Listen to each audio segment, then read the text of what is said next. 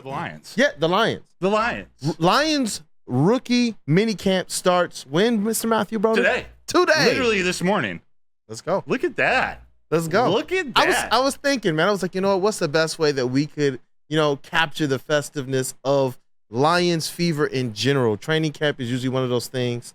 And I know this was the rookie minicamp, but hey, it's Lions football. Cheerleaders. Yeah, do the cheerleaders come with the minicamp? Yeah, with an X. Hey. Cheerleaders with an X. I'm there. No, they do, but the cheerleaders come equipped with X. There's really only so much to take away from this, but you're looking forward to seeing the rookies just out in the field, seeing how they compete, seeing how they look. I know their college season, there are no University of Michigan players except for the kicker, so most of the people at this rookie minicamp have had a long break. Michigan obviously played in the national championship, and their season was extended. But we got the rookies out in the field. We want to see Terrion Arnold and Enos Rakestraw really get after their teammates. We want to see what Giovanni Manu looks like out there. He's going to look like an absolute beast. The rookies there's some big dudes. You talk about Mekhi Wingo and Christian Mahogany, but 6'8", 350. I want to see what he looks like out there on the field. I want to see how they use Shoni Vaki. Obviously, the full team's not going to be out there, so we're not going to see formations and sets, but is he going to be doing drills with the other running backs, with the receivers? Is he going to be with the DBs? How are they going to, infuse him into this team? Then obviously we got Mekhi Wingo. We got Christian Mahogany.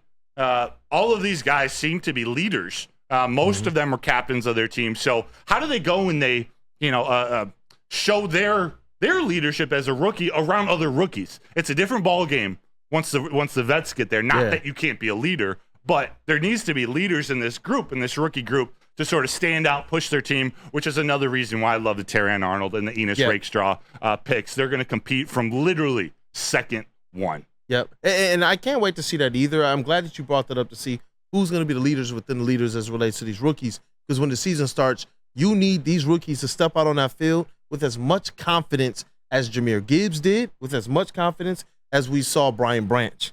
And Sam Laporta. Yeah. That's what I'm hoping, that through this mini camp is just the start of them establishing themselves, not looking to, or trying to figure out or find out who they are, but establish who you are. That's been the best thing about doing this kind of pre-draft stuff, looking at guys like Vaki, looking at guys like Terrion Arnold, and knowing, those are players we would like to see in a Detroit Lions uniform. Let's get right into it right away.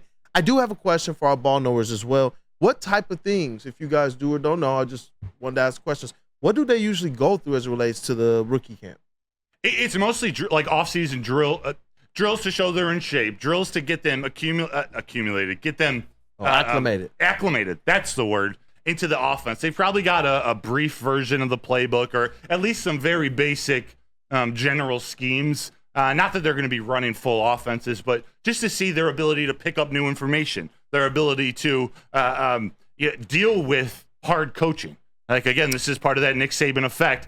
These coaches, terminology. This is going to be the most Marine-like, the most military-like part of training camp. It'll get a little more calm as we get closer to the season.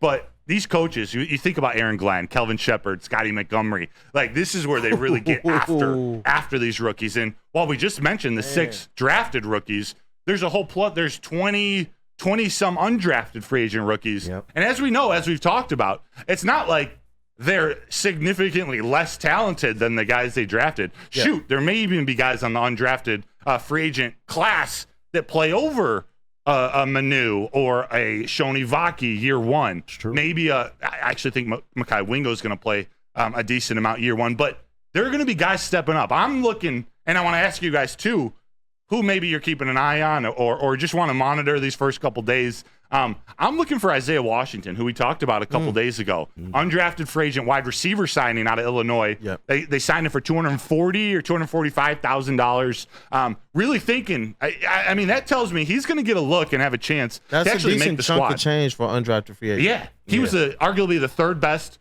wide receiver in the tight end behind Marvin Harrison Jr. and Roman Wilson. I know he's not a big, tall wide receiver. El Gato, if you're in the chat, shout out to you. He's not a tall wide receiver. He's like 5'9", and he doesn't have super long speed, but his ability to separate, his ability to run routes around the line of scrimmage. Yeah, he's one I'm looking forward to. KG.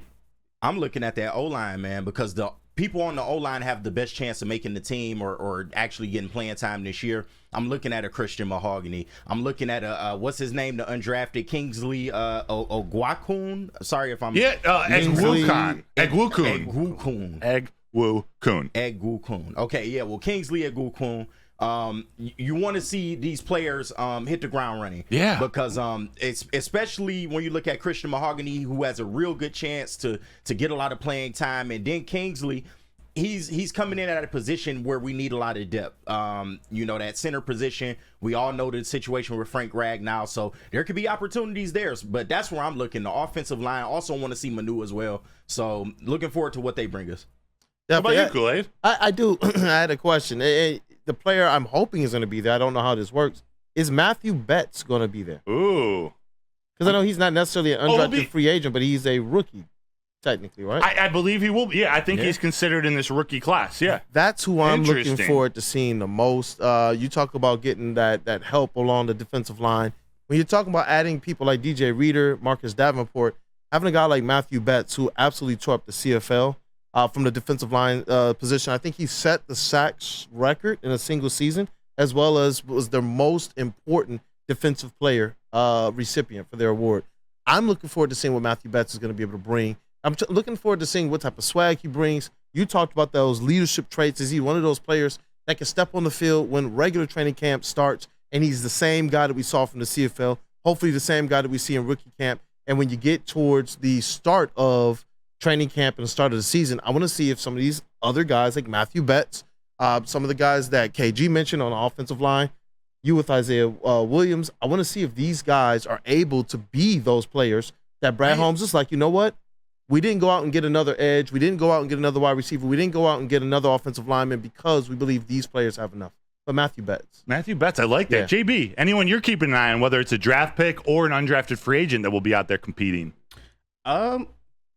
Oh, nope, my camera's frozen. I don't know what just happened. Hey, look at JB. JB Swag face, though. Showing off that platinum equity hat, man. I don't know what happened here. What is going on? I can hear you, though. I can still. Can you put it back on your screen so we can show off that platinum equity hat? Look at that. Look at that. Equity hat. It is not. I don't know.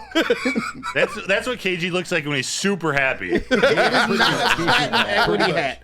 But Sione Vaki, I kind of want to see this guy show out as well, too. I know he's that versatile weapon that everyone loves and wants to talk about, but I just want him to shine in this rookie minicamp just to know that he can be a plug-and-play character anywhere on this team. So give me Vaki, and I've got to try and fix my damn camera now. All good. Chat, put in what rookie you're looking forward to. We're going to get a poll up. Or let JB deal with this camera first, so it might not be in the next couple minutes. But let us know in the chat who you're looking out for